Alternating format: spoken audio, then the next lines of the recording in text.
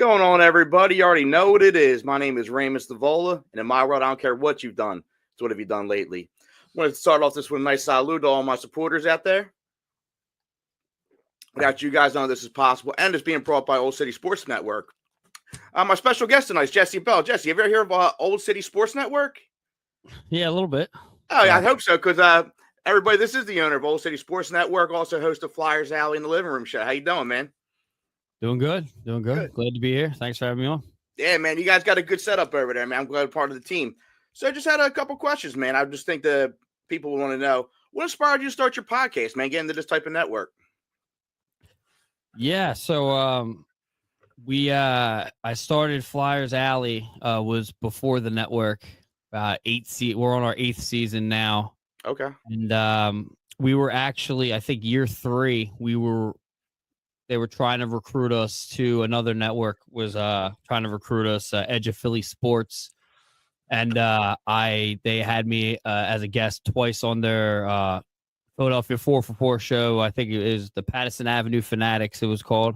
Okay. And I went up into their studio in Ridley Park and didn't really agree with some of the things that they wanted us to do. And I have a pretty good judge of character, and kind of figured, they wanted us to pay them to be on their network. And I figured, why not flip the script and not pay them and just pay for it myself? And the second time I have zero shame in the game. The second time I went up, I kind of eyed up all the equipment they had, and then basically told them to kick rocks and started. It actually was called the Greater Philadelphia Sports Network first, but the acronym GPS was obviously already taken, so we switched it to Old City Sports Network, and that was 4 years ago. Wow. Yeah. So, I mean, definitely the change in name, and, going from the ground up like you've done, you guys have been doing great out there. So, like, when you did it, you got the name down, but what was your concept? Like, what was the main concept of your network? What did you want to bring to your viewers? Kind of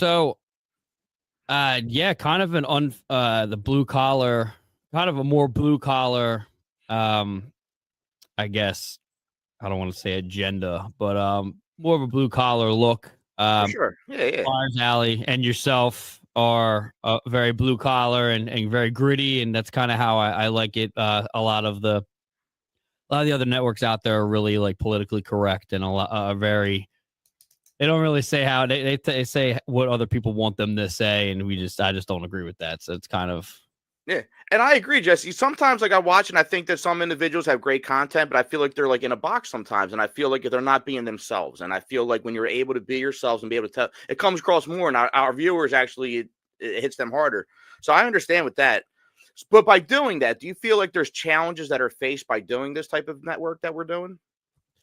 Oh yeah. I mean, when it kind of piggybacks off of how the network got started, but then after we interviewed, I don't know that people want to know a lot of Philadelphians know. Riley Cote and was one of our first interviews. Wow. He's a Flyer enforcer, and then he actually sponsored the network with his old his brand he had. It was called Body Check Wellness. It was a CBD company, and then that's kind of what got our foot in the door.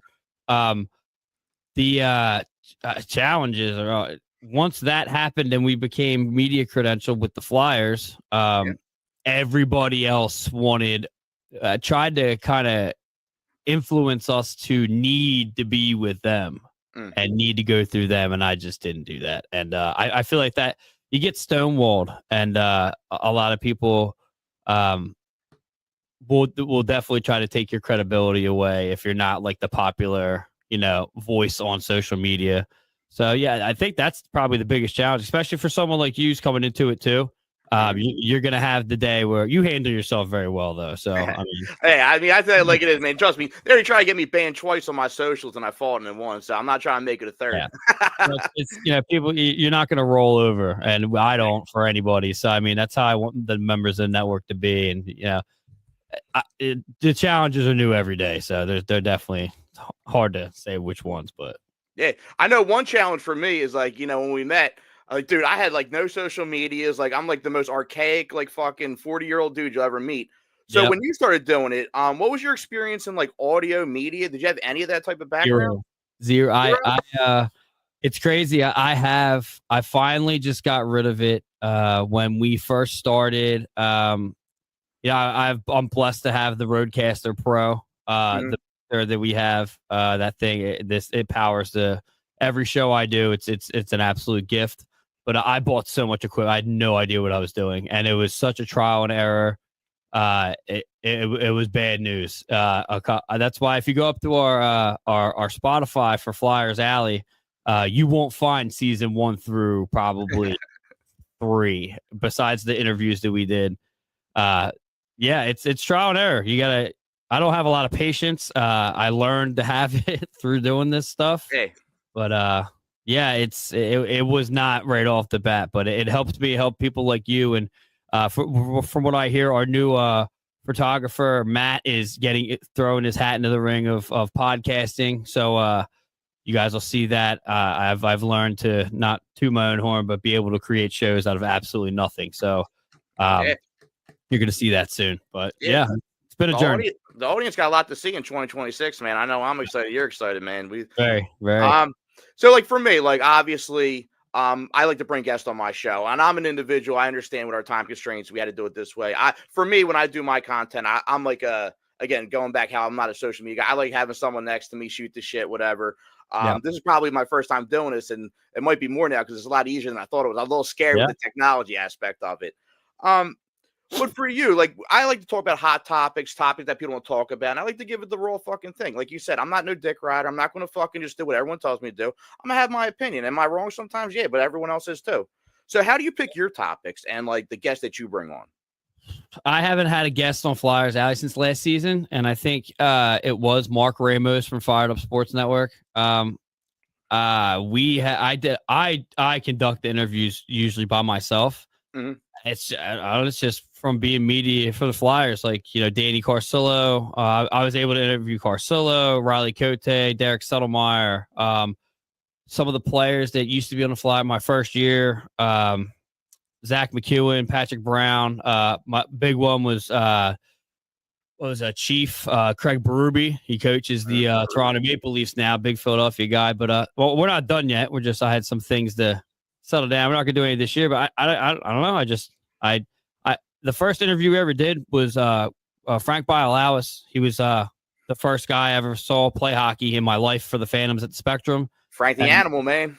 I remember you won't find that interview up either because that was the first episode of Flyers Alley and I wasn't even the original host. So like it was just awful, but I knew that I couldn't remember who he was. My dad finally told me who he was. I hit him up on Facebook. He's a very good friend of mine now. So I text with him and Craig Berube at least a couple times a month. I don't pick them. I ask them if they want to do it. Let's go. But I'll say, Frank the Animal was a big take. I used to love him just beating the shit out of everybody. And like for me, as a Flyers fan, he's not settled down either, though. He's still doing some shit. Like eventually, when you go that far into something, you just can't turn the switch off. You know what I'm saying? Like, you could try to like reserve yourself, but I'm sure he still has that animal instinct in him. And I mean that's what made me a fan. So I wouldn't want that to change. He definitely does. I remember one time I made like one of my first episodes, Katie from the Blonde Roots podcast, and we did the whole episode and I forgot to hit the record button. So I had to do it twice. Is there any production mistakes that you made early on that maybe you're looking back on? Oh my God. Yeah, I mean, I early on I knew that the lives were where the views were, and that's kind of what my attention was, where my attention was back then. And yeah, when you do stuff live, it's unforgiving if you mess up. So I mean, I've had my microphone here wasn't working and my mic was connected to my camera and it just sounded hard. Actually, to be honest with you, the biggest problems happened on the living room show. We had great episodes, and StreamYard, what we use here is very unforgiving. I think I had done a holiday show at Iceworks in Aston, and I forgot to put the settings back to default. So like there was one mic working and it was the camera, and it was such a good episode and I ended up scrapping it. It happens, but Yeah, Yeah, it's unforgiving. yeah. I mean, it definitely happens, and I think that for me, and I've heard this before with a couple of my listeners, is that sometimes if the audio visual doesn't match up, it's the content that we bring, and then sometimes when it's not easy to see in the eyes, it's really good to listen to. And now we have like Spotify and different things like Yeah. that, and again with this Crazy for social. you. You're coming in with like no social media and like no offense, but technology now is like outrageous. So Yeah. it actually was when you told me that you didn't have anything in that. It's actually been a lot easier than I thought. I was like, oh man, what are we fucking doing here? What are we gonna do? But no, Yeah. it's worked out totally. Yeah, dude, so many people are just like, is this really Raymond Stavolo? Like, is this really you, the man that never had fucking social media? And like, here I am, like, A lot easier than you thought it was, isn't it? it's too easy, man. Some weirdos. Hey, all you weirdos of social media, not our fans, but the ones that hop in my DMs, you better fucking stop, you little fucking weirdos. That's fucking weirdos. Yeah. So for me, engaging with the listeners, of course, you get the supporters and the haters, and I feel like sometimes the haters are actually they're your supporters. Like they actually give a fuck. Last episode I had with Vinny, dude, man, I got roasted from people in San Diego, but that also showed me that my content was hitting the West Coast. Yeah, absolutely. Yeah, they had views of you.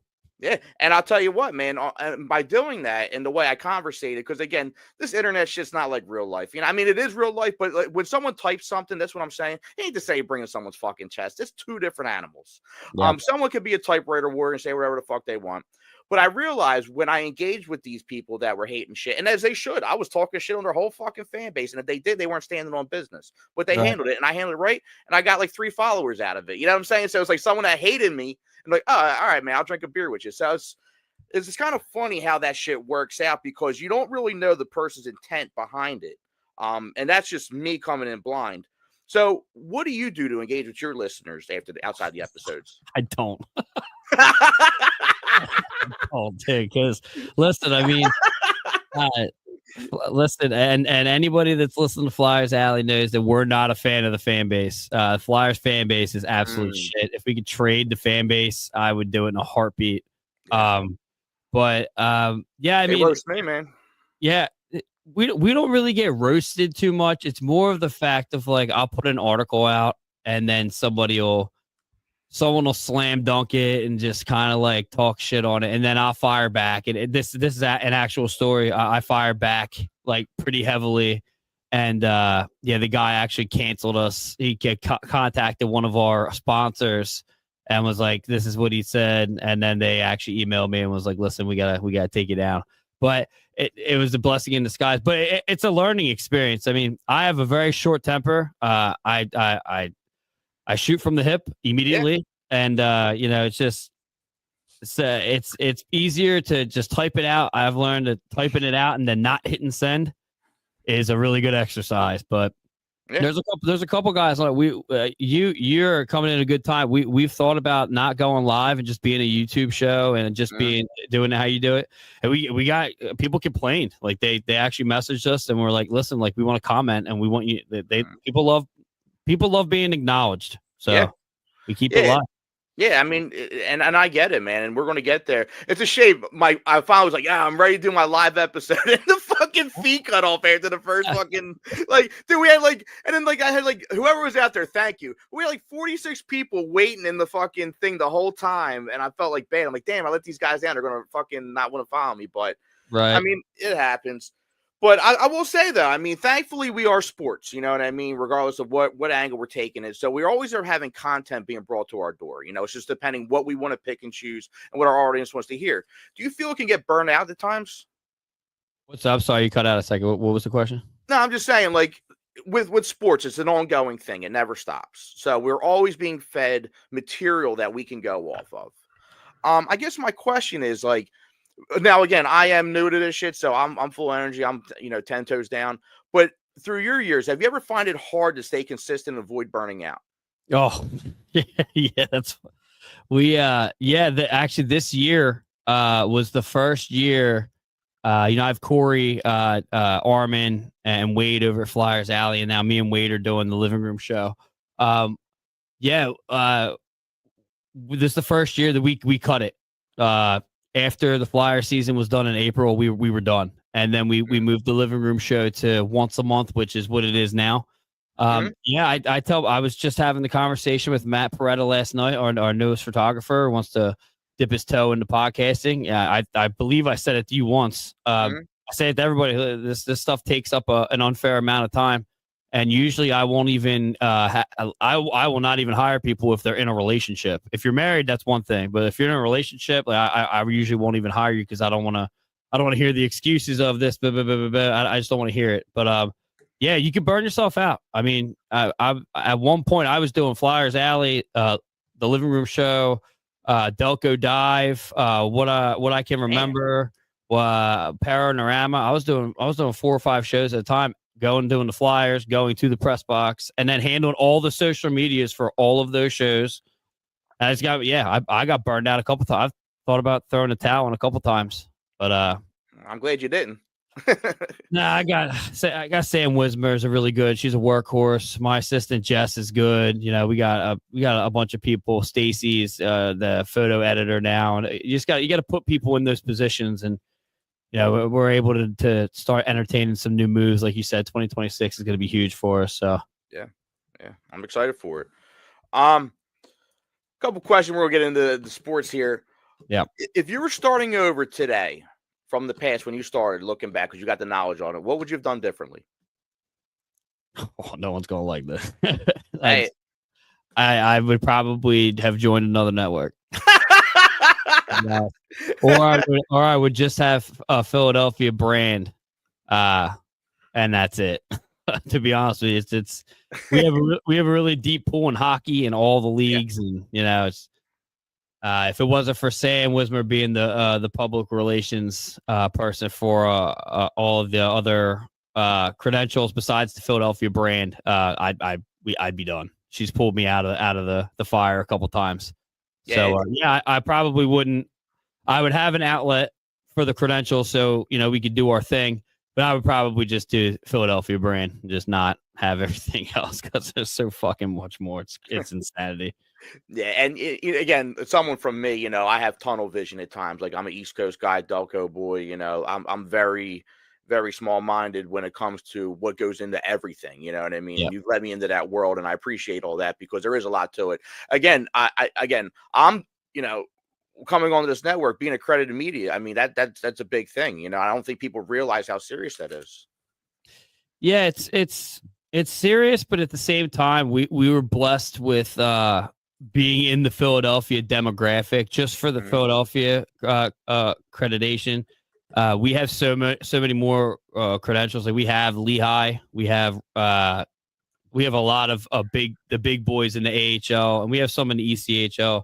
But it's a higher echelon. I mean, you are noticed, and you have to kind of carry away yourself. You're supposed to carry yourself in a certain way.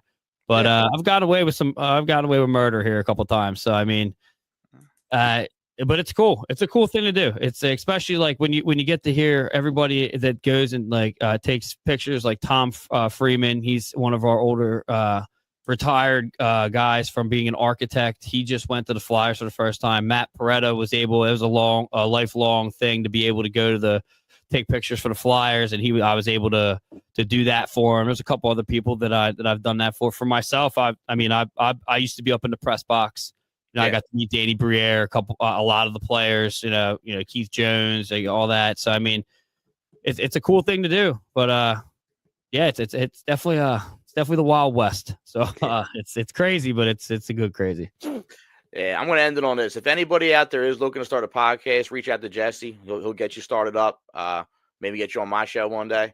But if anybody is getting into it, I'm going to tell you one thing. First time, I'm a very confident man. First time you look in that camera, you start talking, man, it's a whole different fucking animal. First time that me and him talked, I did a pilot. We weren't even supposed to launch it. He hit the stage like, dude, I'm fucking launching it. Yeah. He's like, I don't even care. I was just talking to Matt. He called me last night. He said he was interested in doing college football, regular football, and MLB, maybe one of those three. Got on the phone with him, and I said, listen, man, I'm telling you, I literally said that exact story you just said. I said, we usually do a pilot, right? Rip the pilot. I posted it within 15 minutes later. It was absolutely perfect. You just got to go. And then look, and the people let you know what they want, what they don't want. So as you continue to do it, you're going to get better.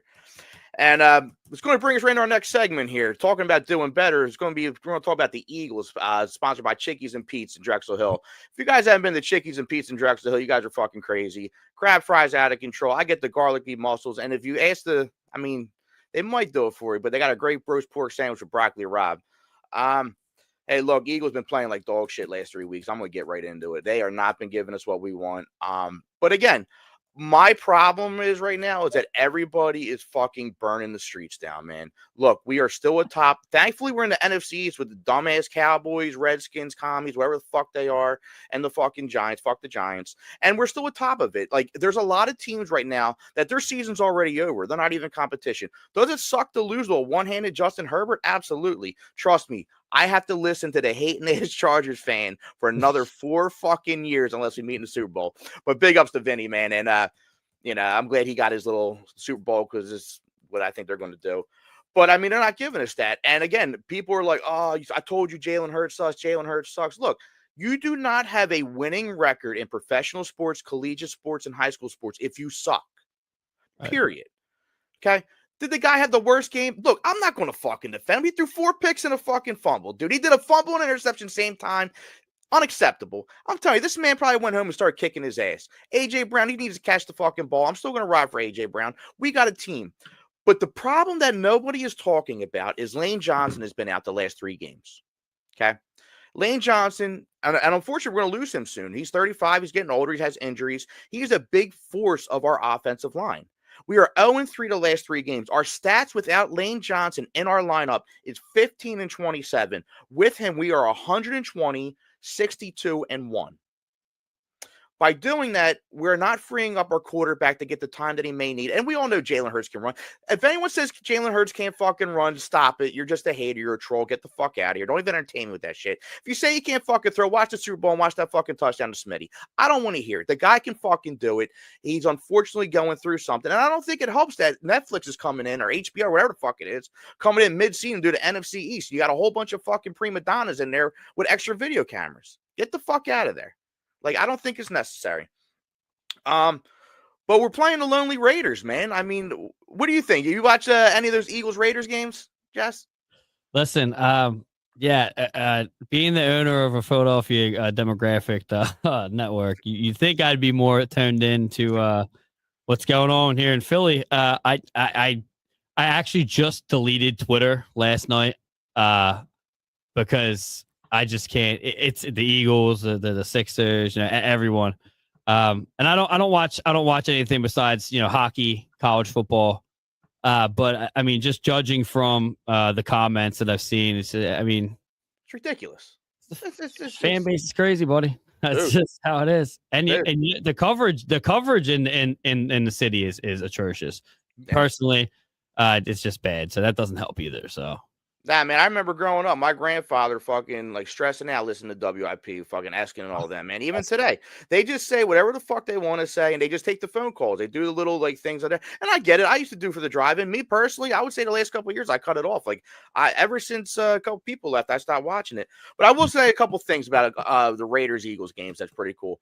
Nick Foles one time in 2013, I believe it was, he threw 7 touchdowns, and they put his fucking jersey in the Hall of Fame.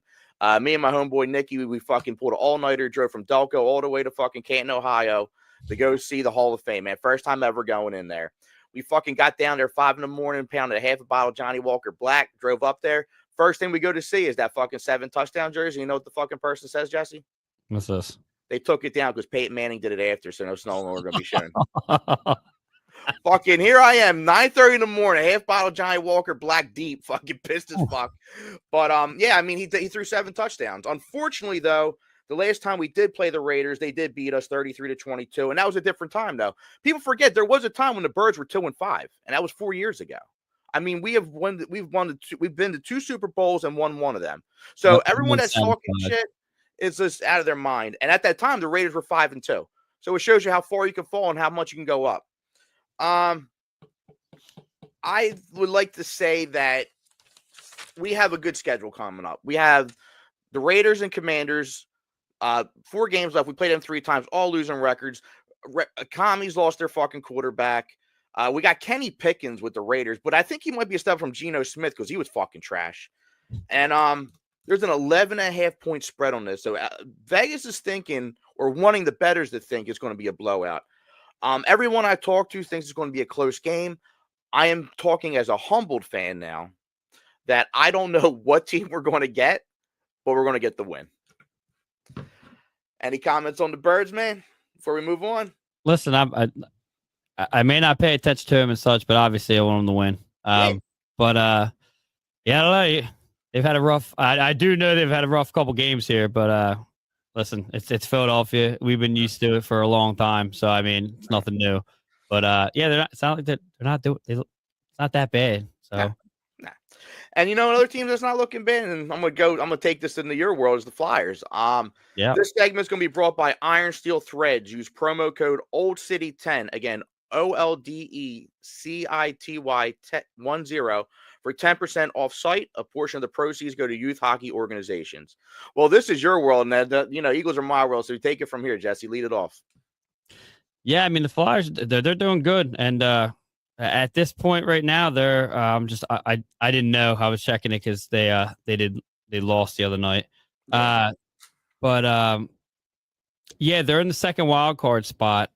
So with that said, they're fourth in the Metro, and I mean it's a tight race. Between the 7th and the 4th are literally 8 point away from each other. So the wild card is going to be a battle, but in the NHL world, by Thanksgiving, everyone kind of stays where they're going to be in the standings.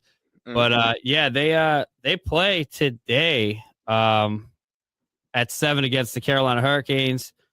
They've had a pretty rough schedule. They had the Golden Knights the other night. They're an absolute, wagon. They get it done. But at the same time, you got to kind of look at what's happening here. This is a team of absolute underdogs that other teams look down on all the time, and they're keeping up with the big boys. It was a loss in overtime, which gets us a point.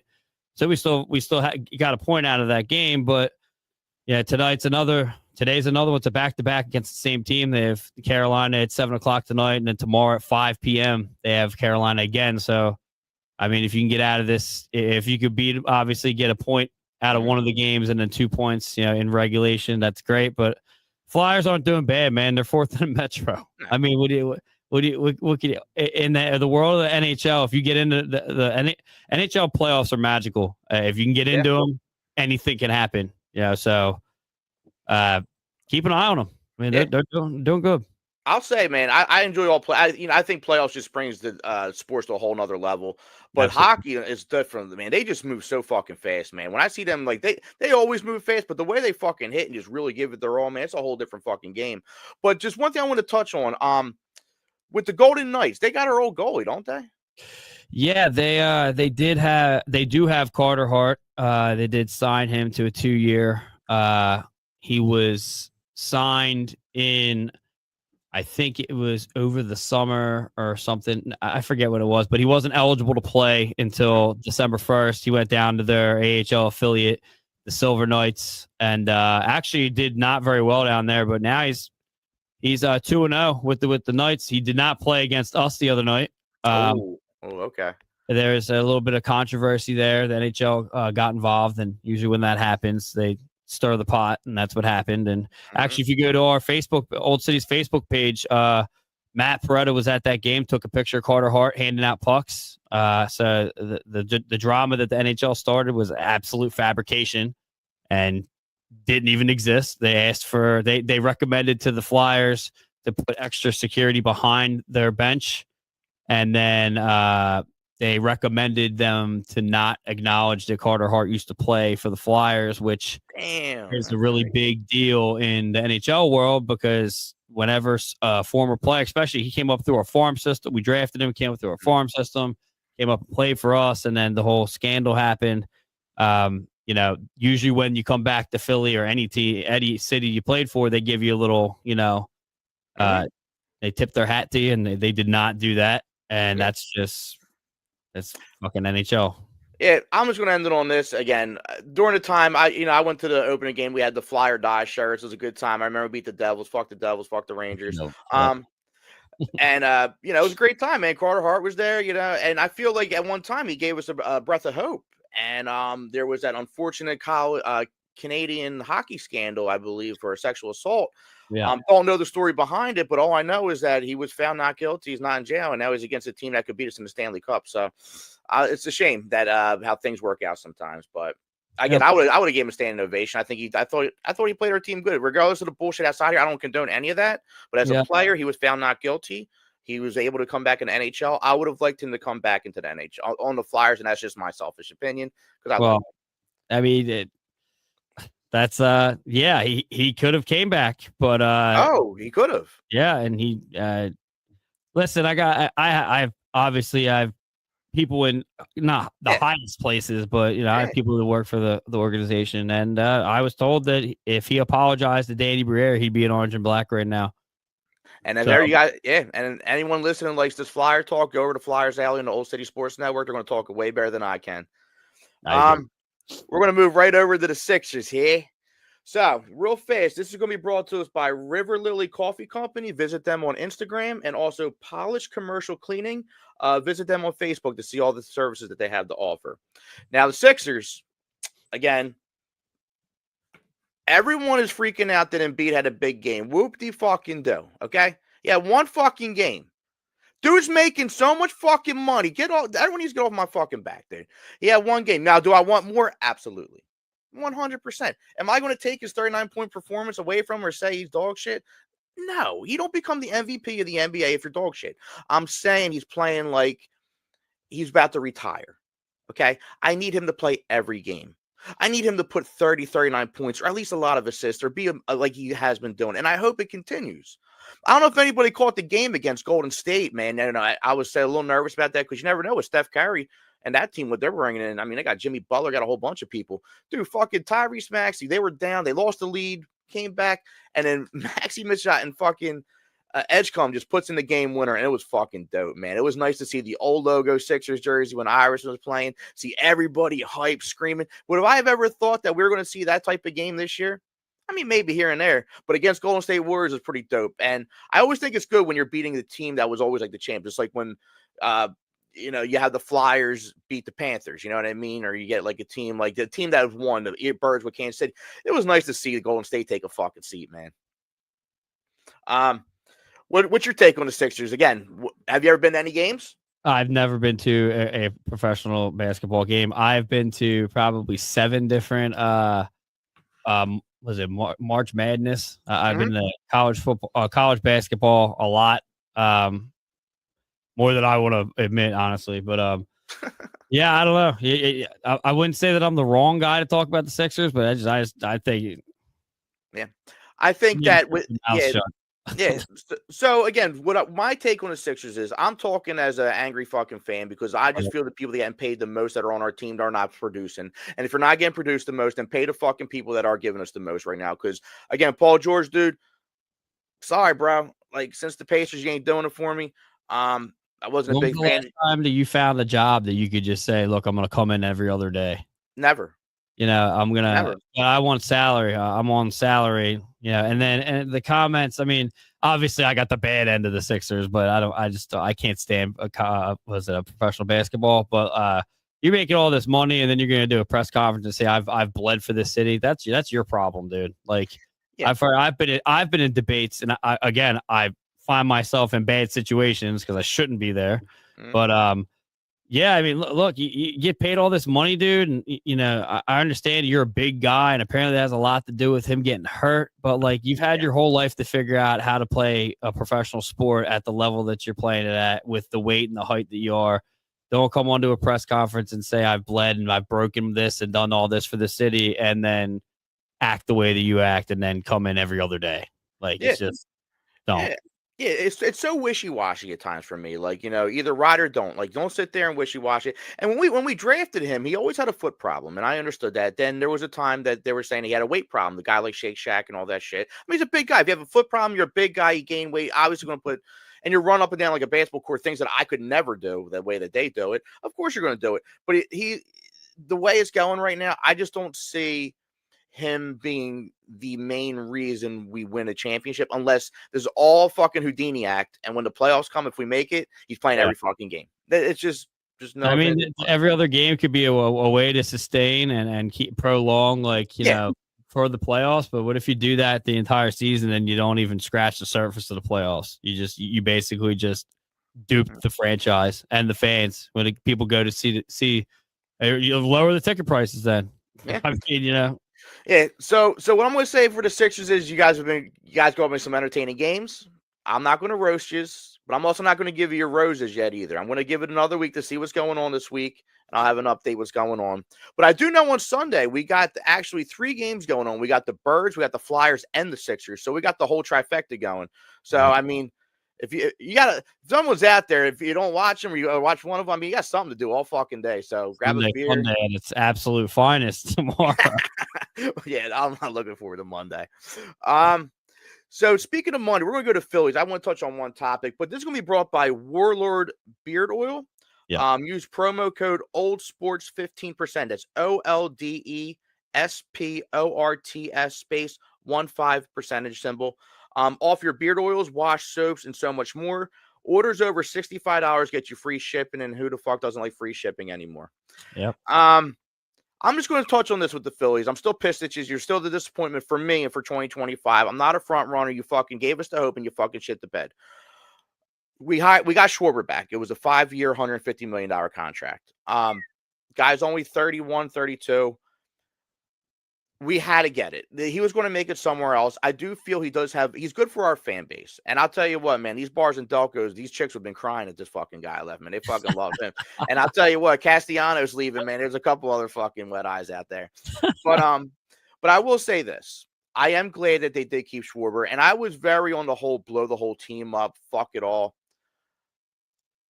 I feel like with this Schwarber signing, it was a good sign. I feel like we had to get him. The market was there for him. And as a DH, which he's primarily been doing, again, a way to preserve his body. And if he can just now take what he's doing in the regular season, and yes, did he get a home run? Yeah, but again, it wasn't enough. And I just wish to see if there's possible times. Again, we're not hiring him to get singles and doubles, but every once in a blue moon, like once in a blue moon, we got someone on fucking second. Just hit a dribbler down fucking third baseline. Like just. I know you're not the fastest guy out there. I'm not asking you. Just accommodate it. Again, be our power hitter. Get us our home runs. You're the fucking shit. I'll be rooting for you. I'm glad we kept you. Just play a little small ball when we need it, man. Anything you want to say on the Phils? Yeah, listen, I'll be honest. Last year was the first, I guess this year was the first time that I've actually, I guess a little bit of last year, I pay attention to Phillies, and it's been since '93, the World Series with Joe Carter, the Blue Jays. I can tell you every single person on that fucking team.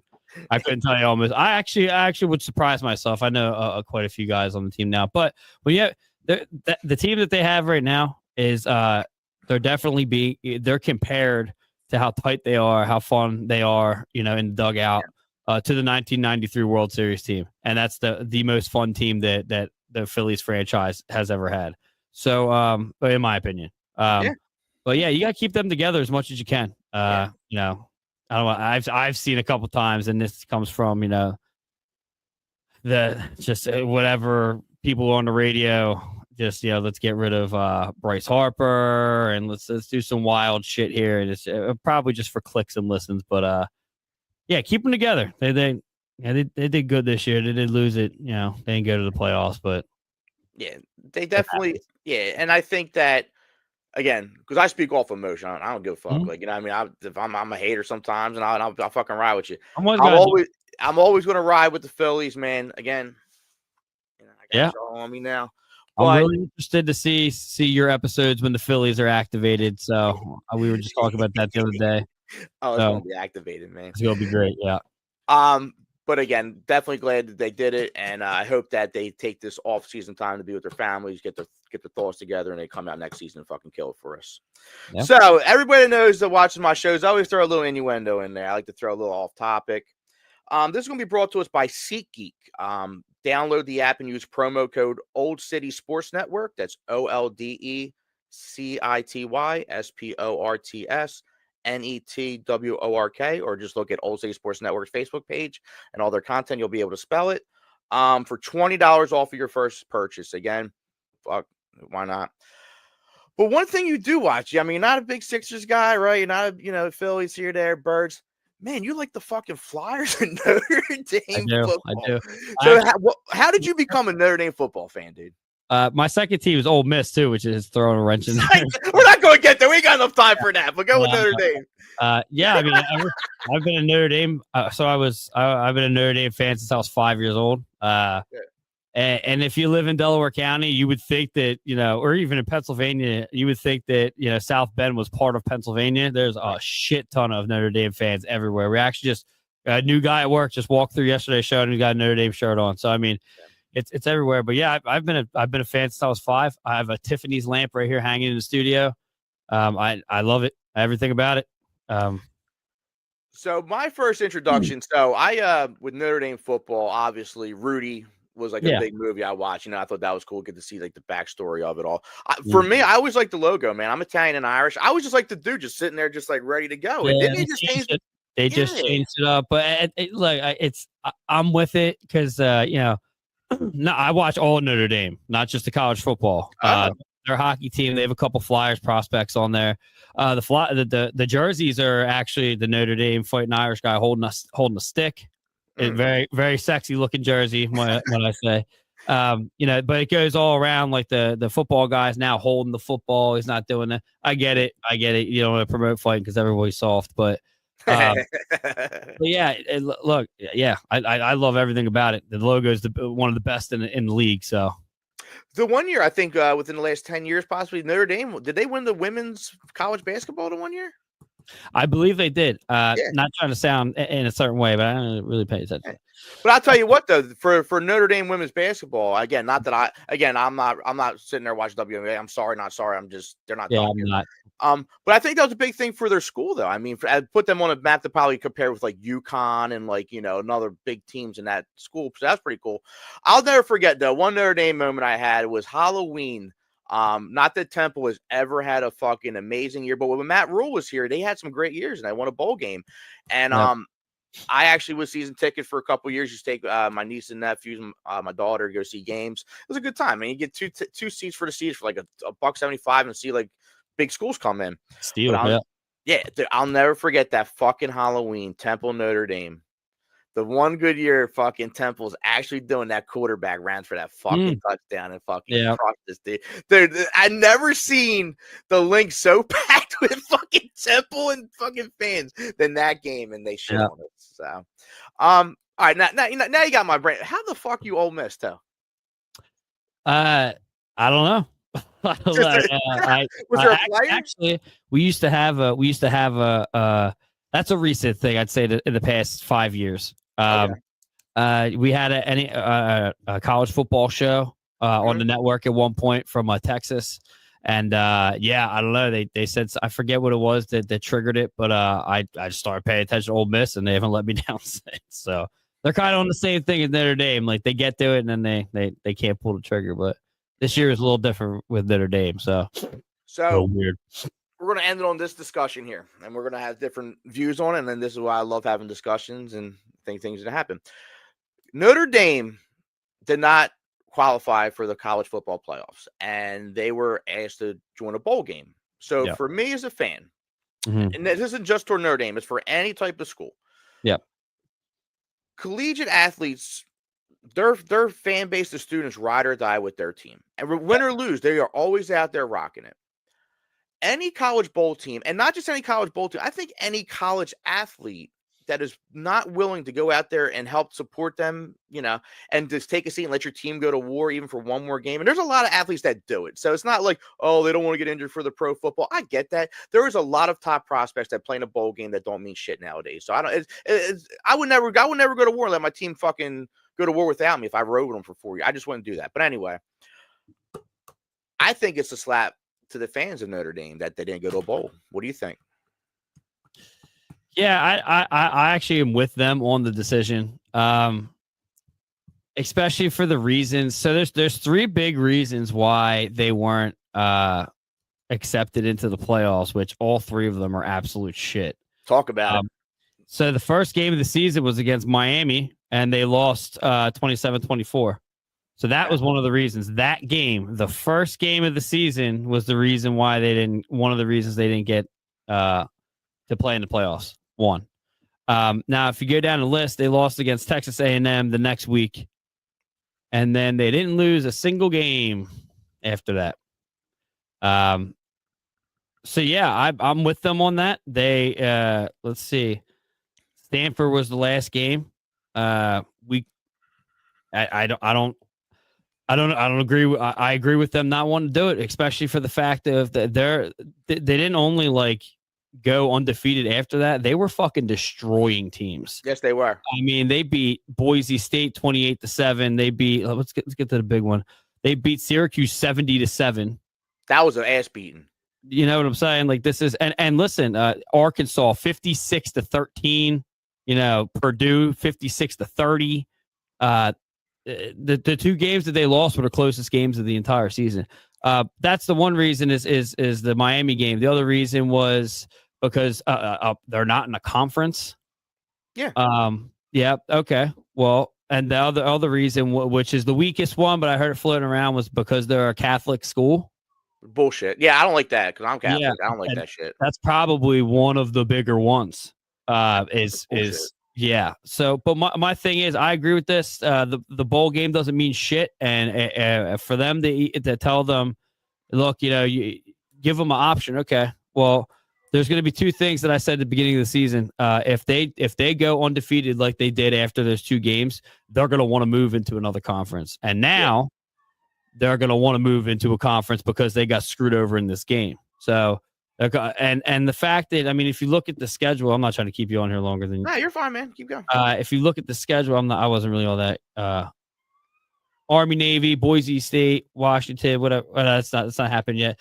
I forget what the teams are in there, but when you put Tulane in there, and it was James Madison. Yeah. Is that what? And you put them up against? I forget the teams they're going up against because it doesn't matter because they're gonna get the fucking brakes blown off them. You put Notre Dame in there, you got better content. It's just. So yeah, you're going to see something happen here. They're going to move, and then they're either, me personally as a diehard fan, probably not the best move. Those undefeated that you got probably aren't going to happen for too much longer. Yeah. Yeah, I mean, it's okay. It happens. Hey, and to all our viewers, if anybody hears some fire engines at the end of the Santa Claus is coming down my fucking street giving candy to all the kids. So, you know, a Merry Christmas, everybody. You know what I mean? But I will say this, though. The second one, because I like time flies when you're conversating. This is a conversation I'm glad I'm having with you. Yep. Why are they not in a conference? I don't know, actually. I don't. I do. Actually, I mean, might as well find out now. We're right here. Yeah. I never, and this is gonna sound crazy. I don't pay attention to that because I know people say it to me every year, like, oh, because they're not in the conference, they're playing all these teams. Listen, you guys did that. They didn't choose to do that. I mean, if they did, then it's kind of like, oh, that's kind of weird. Why is Notre Dame not in a conference? It's the first thing that came up. Notre Dame remains a football independent. Wait, hold on a second. Notre Dame remains a football independent primarily due to its lucrative, long-standing media deal with NBC/Peacock TV. That's why. So, yeah, it makes sense because Notre Dame, like you said, across the United States of America, I'm sure abroad, people like Notre Dame, man. There's not ever been a place I have gone that you didn't have some sort of a Notre Dame, like someone knows Notre Dame. Like people might not know who like certain schools. Everyone knows who Notre Dame is. Yeah. It's crazy too that I take my kids to the farmers market usually every Friday night, and I'll walk through and all the older gentlemen are Notre Dame fans, and they'll see I'm wearing my hat or my whatever. Yeah. And I know they want to say it to me but they probably think that I'm just like some schmo that's just wearing it. And I'll be like, hey, go Irish, and they'll be like, oh, go Irish, like, you know, it is everywhere, but you know, I love it. I don't know. My parents have gone to South Bend a couple times. You know, they I don't know. My dad lives and breathes it. So I mean, I don't know. It's a great time. I love Notre Dame. Go Irish. Go Irish. Well, Jesse, man, it's been a pleasure having you on again. Any last words? If not, I think we're good to go, man. Yeah, I would just tell everybody tomorrow, 12 o'clock p.m. Eastern time. I'm not even sure who's going to be on the show tomorrow, but we'll be doing Flyers Alley live on what was it, Facebook and Instagram, and then we'll put it on YouTube afterwards. But we will be talking about the Quentin Hughes thing that I did not get right. So be talking about that. But yeah, definitely thanks for having me on, and definitely look forward to other episodes. Absolutely. And thank you everyone for viewing. You'll have a good night now.